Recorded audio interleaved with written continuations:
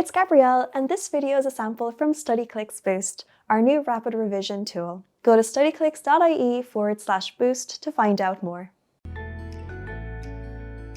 Well, hello there folks. In this video I'm going to look at multiplying surds. So that's doing some multiplication involving square roots. And there are two rules we need to have in our back pocket to be able to do this. And the first of those is, if we have the square root of a to be squared, you're just left with a. Okay, so what this means in terms of numbers, if I had, say for example, the square root of 3 squared, I'm just going to get 3. Squaring a square root gets rid of the square root, removes it. They're opposite operations. Say for example I had the square root of 7 to be squared, I'm just going to get 7. And another way this can come up is, say I had the square root of 5 by the square root of 5. Well, when we multiply something by itself, that's the same as squaring it. So we lose the square root. And just one more for luck, what if I had the square root of 11 by the square root of 11? Well, that's just going to give me 11. Multiplying a square root by itself or squaring it removes the square root. The other rule is, if we have the square root of a number, say the number is a, multiplied by another number, say the number is b, we can multiply the two numbers and put them under the surd together and we get the square root of ab. So examples of that, let's take a look. What if I had root 3 times root 5? Well, we can multiply the two. 3 by 5, 15. Say then I had root 2 by root 11. We can multiply the 2 and we'll get 2 by 11, which is 22 under our square root. So the two rules we're going to use here to multiply some surds. So let's get the first one up. Here we're asked to simplify 4 root 2 by 5 root 3. Well, when we're multiplying surds, we multiply the numbers on the outside together. So we'll go 4 by 5, which is 20. And then we'll multiply the surds. So we're going to go root 2 by root 3. And we know from my root a by root b, we can multiply the two. So root 2 by root 3 gives me root 6. Job done. Let's look at another.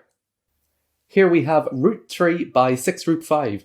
Well, again, we multiply the numbers outside the surd, and then we can multiply the surds together. So root 3 technically has a 1 in front of it. So we'll go 1 by 6 gives me 6. And then we're going to go root 3 by root 5, which gives me root 15. And from the previous video, we looked at simplifying surds, and we can note that root 15 here can't be simplified any further. So we're just going to leave it as root 15, okay? But say, for example, if that was root 20, you'd be able to simplify it, and you'd have to use the process from the previous video to do that. Let's take a look at some more questions.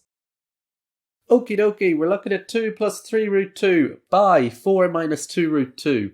So what we're going to do is back-to-back brackets, we'll go, draw our wee arrows, why not? We'll take it nice and handy. We'll go 2 by 4, giving me 8.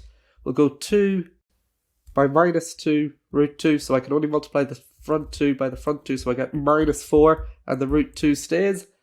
Then we're going 3 root 2 by 4, and I can only multiply the 3 by the 4 here, so I'll get plus 12, and the root 2 is slapped on the end, it stays behind.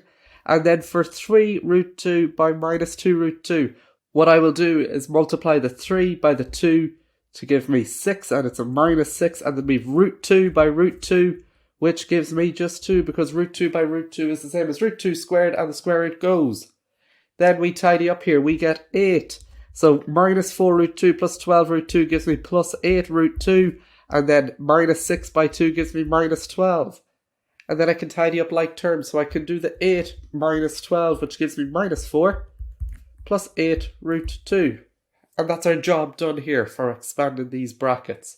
So what we do is, we multiply numbers together, we multiply surds together. And once as we stick to that notion, we'll get the answer out every single time for these.